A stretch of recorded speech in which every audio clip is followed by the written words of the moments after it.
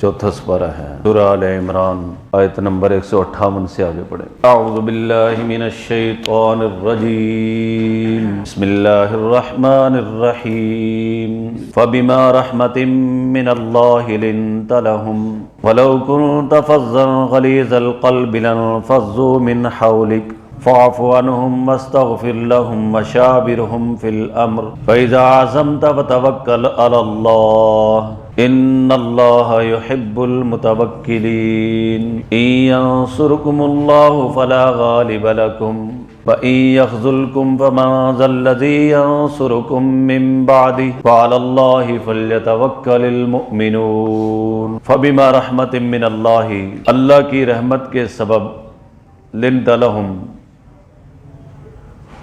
جو تو نرم دل مل گیا ان کو وَلَوْ كُنْتَ فَظًّا غَلِيظَ الْقَلْبِ اور اگر آپ ہوتے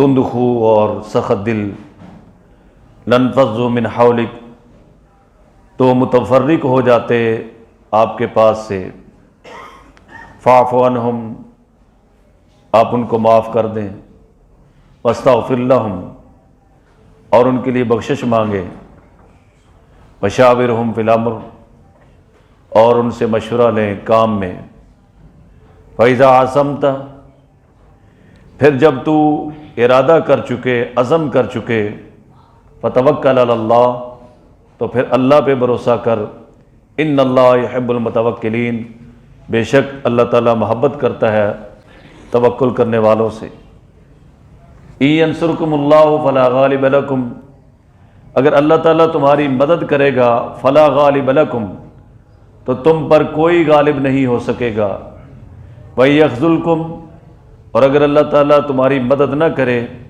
فَمَن ذَا الَّذِي يَنصُرُكُم مِّن بَعْدِهِ تو کون ہے جو مدد کر سکے تمہاری اس کے بعد وَعَلَى اللَّهِ فَلْيَتَوَكَّلِ الْمُؤْمِنُونَ اور اللہ ہی پر بھروسہ کرنا چاہیے مسلمانوں کو ایمان والوں کو۔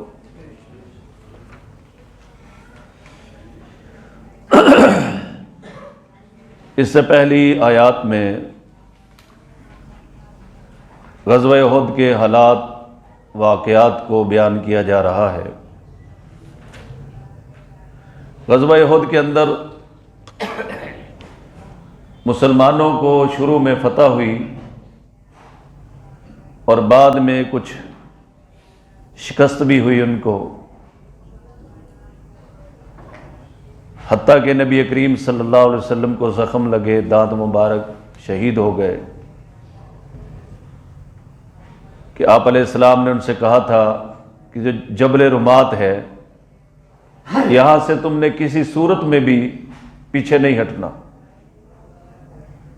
تو شروع میں جب فتح نظر آئی تو مسلمانوں نے اس جگہ کو چھوڑ دیا، جس کی وجہ سے اللہ تعالیٰ نے اس فتح کو شکست میں تبدیل کر دیا۔ اس کا رنج اور قلق ظاہر ہے نبی کریم صلی اللہ علیہ وسلم کو تھا۔ تو اس سے پہلے ہم پڑھ چکے ہیں کہ اللہ تعالیٰ نے 2 دفعہ اپنی طرف سے معافی کا اعلان کیا کہ اللہ تعالیٰ نے ان کی غلطی کو کیا کر دیا، معاف کر دیا۔ اور آج کی اس آیت میں آپ پڑھیں گے کہ اللہ تعالیٰ نے معاف بھی کر دیا اور حضور علیہ السلام سے بھی معاف کرنے کا فرما دیا، آپ بھی معاف کر دیں۔ فرمایا کہ فَبِمَا رَحْمَةٍ مِّنَ اللہ آپ اللہ کی رحمت کے سبب لِنْتَ لَهُمْ آپ ان کے لیے نرم ہیں، نرم دل ہیں۔ وَلَوْ كُنْتَ فَظًّا غَلِيظَ الْقَلْبِ اور اگر آپ تند خو ہوتے، سخت دل ہوتے، لانفضوا من حولک تو وہ آپ کے پاس سے متفرق ہو جاتے، آپ کے پاس سے منتشر ہو جاتے۔ پھر یہ جو صحابہ کی جماعت آپ کو نظر آ رہی ہے، یہ آپ کے قریب بھی نہ آتے۔ جب یہ پتہ چلتا ہے کہ نعوذ باللہ اگر آپ بد اخلاق ہیں یا سخت دل ہے تو یہ سارے آپ کو چھوڑ کے تتر بتر ہو جاتے۔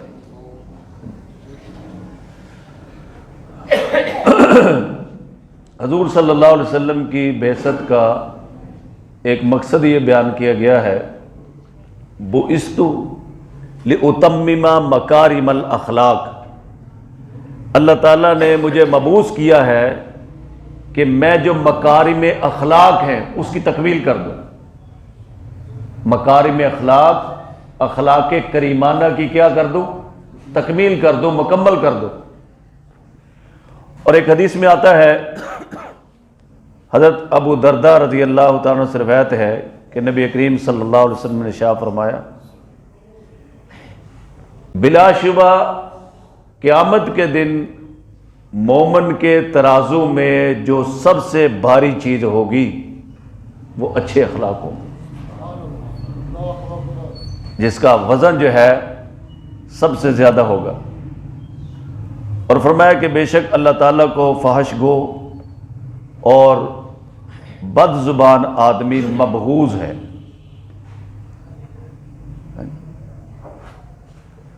تو اس لیے بھائی جو لوگ علماء ہیں، مرشد ہیں، دین کے رہنما ہیں، انہیں خوش اخلاقی کی سب سے زیادہ ضرورت ہے۔ وہ خوش اخلاق ہوں، وسعت ظرفی ہو، تنگ دل نہ ہو، تو اللہ رب العزت جو ہے ان سے اتنا ہی زیادہ کام لے گا۔ ظاہر ہے ایک انسان ہے، اس کے جتنے زیادہ لوگوں سے تعلقات ہوں گے تو ہر آدمی ایک سا ذہن تو نہیں رکھتا، تو اتنی ہی زیادہ اس کو ناگواریوں کا سامنا بھی کرنا پڑے گا۔ ایک آدمی صرف اپنے گھر والوں تک محدود ہے تو اس کو جو ناگواریاں آئیں گی وہ گھر والوں سے ہی آئیں گی، اور ایک آدمی کا تعلق پورے محلے سے ہے یا پورے علاقے سے ہے تو اس کی ناگواریاں بھی زیادہ ہوں گی۔ تو نبی کریم صلی اللہ علیہ وسلم کا جو تعلق تھا وہ بڑا وسیع تھا۔ آپ علیہ السلام جو ہے سب کی ناگواریوں کو برداشت کرتے تھے۔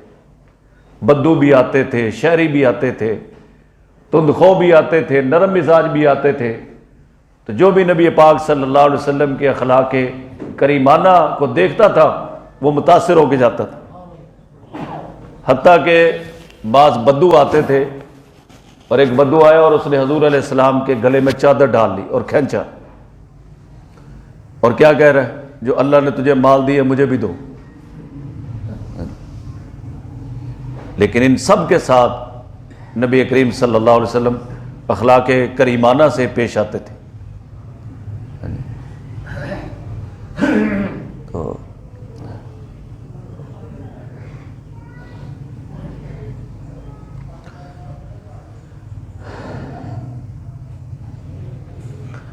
لیکن اس کے لیے بھائی بڑا ظرف چاہیے کسی کو معاف کرنے کے لیے۔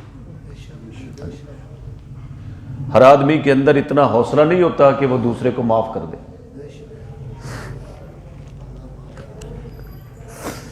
اس میں بھائی اللہ رب العزت کے احسانات کو سامنے رکھنا چاہیے کہ میں روزانہ کتنے گناہ کرتا ہوں، اللہ پردے بھی ڈالتا ہے، اور میں معافی مانگتا ہوں، اللہ تعالیٰ معاف بھی کرتے ہیں۔ تو اگر میں آج لوگوں کو معاف کروں گا، کل اللہ تعالیٰ مجھے معاف کریں گے۔ اخلاق کریمانہ، خوش اخلاقی کا تقاضا یہ ہے کہ انسان جو ہے لوگوں کو معاف کرے۔ امام محمد بن حنبل رحمۃ اللہ علیہ کو کتنی تکلیفیں دی گئی قرآن کی وجہ سے، لیکن انہوں نے سب کو معاف کر دی۔ یہ معافی کا لفظ کہنا آسان ہے، لیکن کرنا اس وقت پتہ چلتا ہے۔ جس آدمی کا جتنا بڑا حوصلہ ہوا ہے، اللہ تعالیٰ نے اتنا ہی بڑا اس سے کام لیا ہے۔ ان لوگوں کے حوصلے بڑے تھے، اللہ تعالیٰ نے کام بھی بڑے لیے۔ امام محمد بن حنبل رحمۃ اللہ علیہ کے اس وقت جنازے میں 8 لاکھ سے زیادہ افراد نے شرکت کی، اور ان کے جنازے کو دیکھ کر تقریباً 20,000 لوگوں نے کلمہ پڑھ لیا، مسلمان ہو گئے۔ امام ابو حنیفہ رحمۃ اللہ علیہ کی آپ سیرت پڑھیں، کتنا بڑا حوصلہ تھا، اور آج دنیا کے ہر کونے سے ہو رہا ہے امام ابو حنیفہ رحمۃ اللہ علیہ، امام ابو حنیفہ رحمۃ اللہ علیہ، حتیٰ کہ حرم کے اندر بھی لکھا ہوا ہے امام ابو حنیفہ رحمۃ اللہ علیہ، آج بھی لکھا ہوا۔ تو جتنے بڑے حوصلے ہوتے ہیں اللہ رب العزت جو ہے نا اتنا ہی بڑا اس سے کام لیتے ہیں۔ جو چھوٹی چھوٹی باتوں سے تنگ دل ہو جاتے ہیں وہ پھر چھوٹی چھوٹی جگہوں تک جو ہے نا محدود رہ جاتے ہیں۔ تو یہ تاریخ کا میں آپ کو ایک سبق بتا رہا ہوں کہ بڑے حوصلے والوں سے اللہ تعالیٰ نے کام بھی بڑے لیے، اور جو تنگ نظر تھے، حوصلے چھوٹے تھے، وہ چھوٹی چھوٹی جگہوں تک ہی محدود رہے۔ تو فرمایا کہ وَلَوْ كُنْتَ فَظًّا، اگر آپ سخت دل تندخو ہوتے، غلیظ القلب سخت دل ہوتے، لَانفَضُّوا مِنْ حَوْلِكَ، تو یہ لوگ آپ سے متفرق ہو جاتے۔ فَاعْفُ عَنْهُمْ،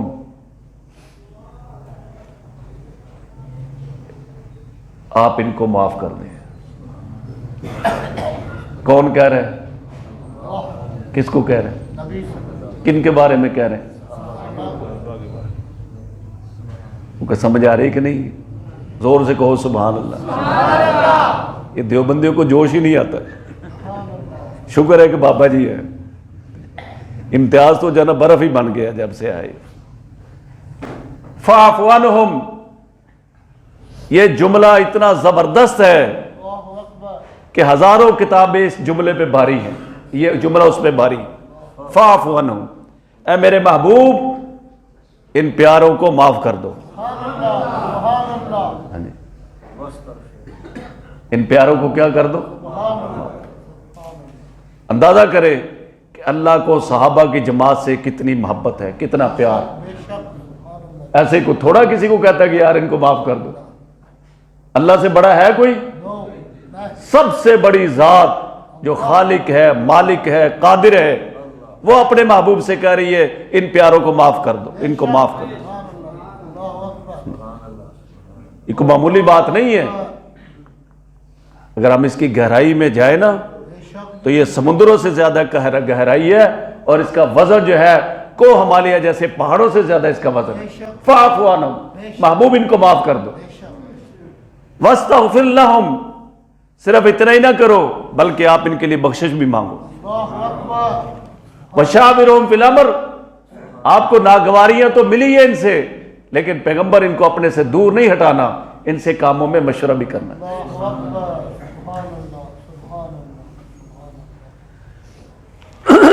یاد رکھے کہ جس معاملے میں نبی کریم صلی اللہ علیہ وسلم پر وحی نہیں آتی تھی تو نبی کریم صلی اللہ علیہ وسلم صحابہ سے اس معاملے میں مشورہ کیا کرتے تھے۔ اللہ نے حکم دیا ہے کہ آپ ان سے مشورہ کریں، تو جب حضور کو مشورے کا پابند کیا تو ہمیں اور آپ کو مشورہ کرنا چاہیے کہ نہیں کرنا چاہیے؟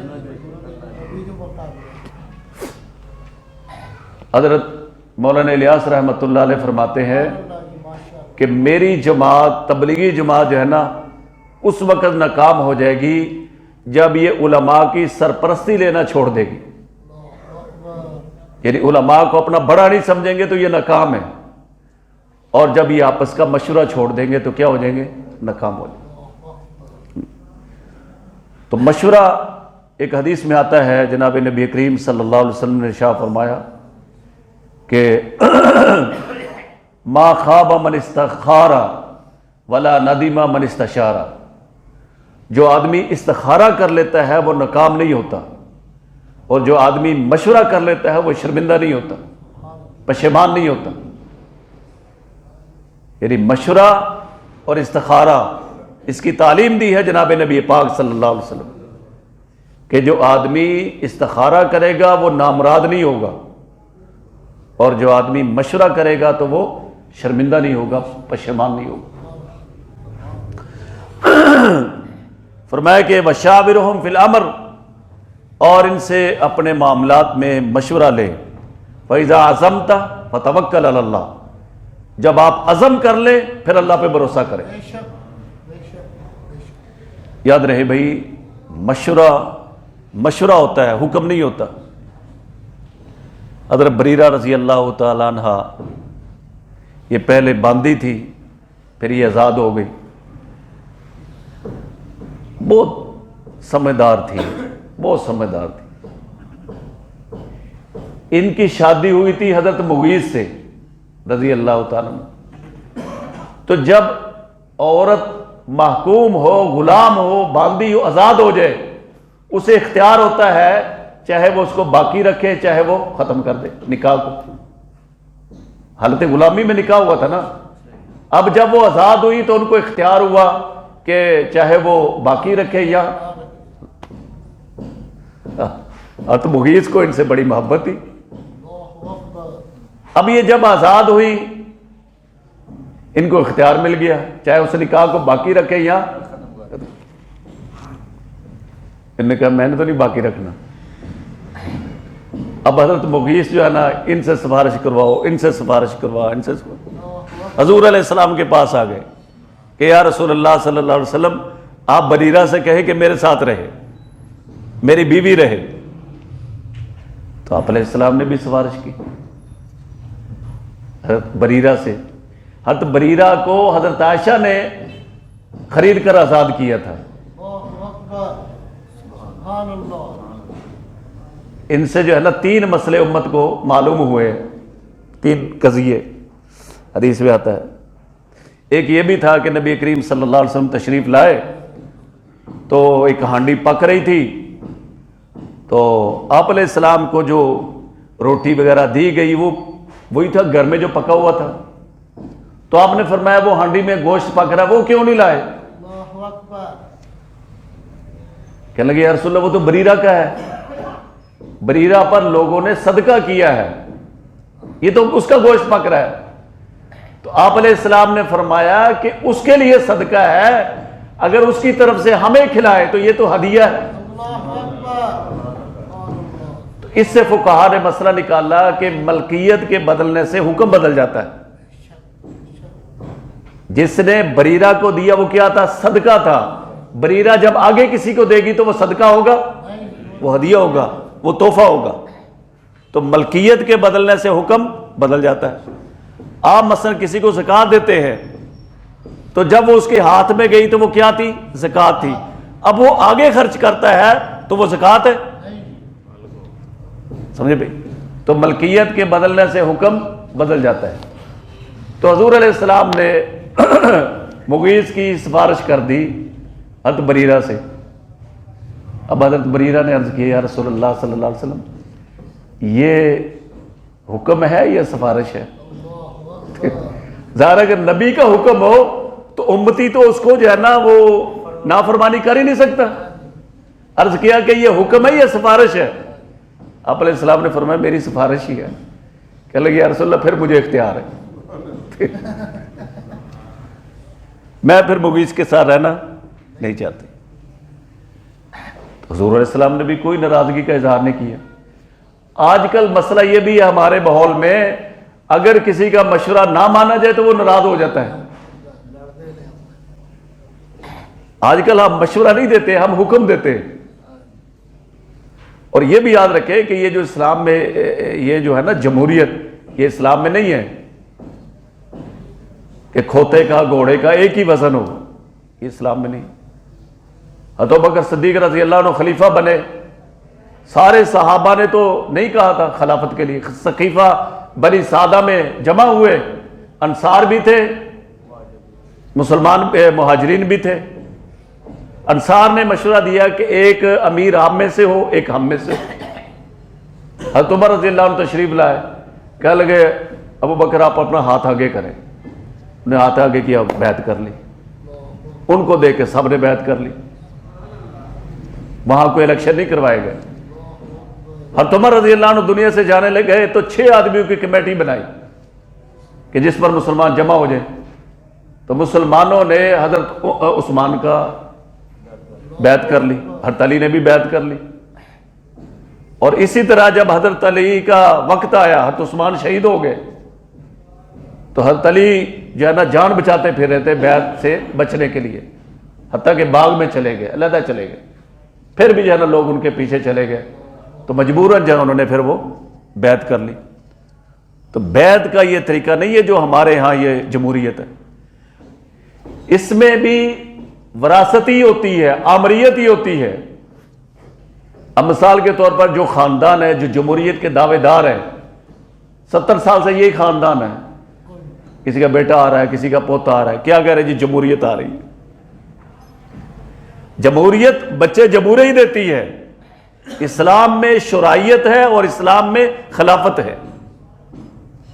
ہر مسلمان کو خلافت کے لیے جد و جہد کرنی چاہیے، کوشش کرنی چاہیے۔ تقریباً 100 سال ہو گئے مسلمانوں کے اوپر خلافت کا سایہ نہیں ہے۔ مسلمانوں کی مثال موجودہ دنیا میں ایسے ہے جیسے بھیڑ بکریاں ہوں اور ان کا کوئی چرواہا نہ ہو، ان کا کوئی والی وارث نہ ہو۔ مسلمان حکمران جو بیٹھے ہوئے ہیں نا، یہ سارے بچے جمہورے ہیں، کوئی امریکہ کا بچہ جمہورہ ہے، کوئی جو ہے نا روس کا بچہ جمہورہ ہے، یہ سارے بچے جمہورے بیٹھے ہوئے، جو مسلمانوں کے حق میں بات کرنے سے پہلے امریکہ سے پوچھتے ہیں یہ کہیں یا نہ کہیں۔ ابھی آپ دیکھیں کہ اسلامی حکومت آ چکی ہے افغانستان میں، لیکن تسلیم کیوں نہیں کرتے کہ ابا جی نہیں مان رہے؟ اور ہمارے حکمرانوں کا باپ اس وقت کون ہے؟ امریکہ۔ باپ کہے گا، ہمارا وزیر خارجہ کیا کہہ رہا ہے؟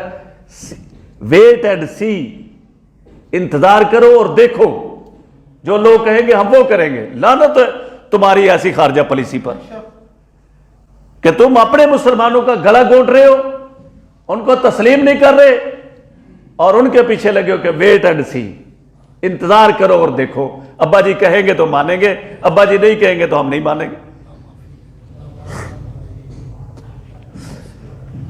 فرمایا کہ وشاورہم فی الامر، اور آپ ان سے معاملات میں مشورہ لیں۔ تو مشورے کی حیثیت ایک سفارش کی ہوتی ہے، اور یاد رکھے جو آدمی ذمہ دار ہوتا ہے اس کے لیے ضروری نہیں ہے کہ ایک طرف 15 آدمیوں نے مشورہ دیا ہے، ایک طرف 3 آدمی ہے، وہ چاہے تو 3 کا مشورہ مان سکتا ہے، اس کے لیے ضروری نہیں کہ اکثریت کا لحاظ کرے، بلکہ وہ ایک کا مشورہ بھی مان سکتا ہے۔ فَإِذَا عَزَمْتَ، یہ کہاں سے نکلتا ہے؟ یہ فَإِذَا عَزَمْتَ سے نکلتا ہے، جب تو عزم کر لے۔ یہ نہیں ہے کہ تجھے اکثریت حاصل ہو جائے مشورے میں۔ فَإِذَا عَزَمْتَ، جب تو عزم کر لے، فَتَوَكَّلْ عَلَى اللَّهِ، تو پھر اللہ پہ بھروسہ کر۔ توکل کا یہ مطلب ہے کہ خنجر تیز رکھ اپنا، توکل کا یہ مطلب ہے کہ خنجر تیز، پھر جو مقدر میں لکھا اس کو اللہ کے حوالے کر دے، اپنے اسباب اختیار کرو، نتیجہ اللہ کے ہاتھ میں ہے۔ فتوکل علی اللہ، پھر آپ اللہ پہ بھروسہ کریں۔ ان اللہ یحب المتوکلین، بے شک اللہ تعالیٰ توکل کرنے والوں کو پسند کرتا ہے۔ یاد رکھے بھئی، جس سے مشورہ لیا جائے، حدیث میں آتا ہے المستشار مؤتمن، مشورہ دینے والا امین ہوتا ہے، تو اس کو چاہیے کہ ایمانداری سے مشورہ دے۔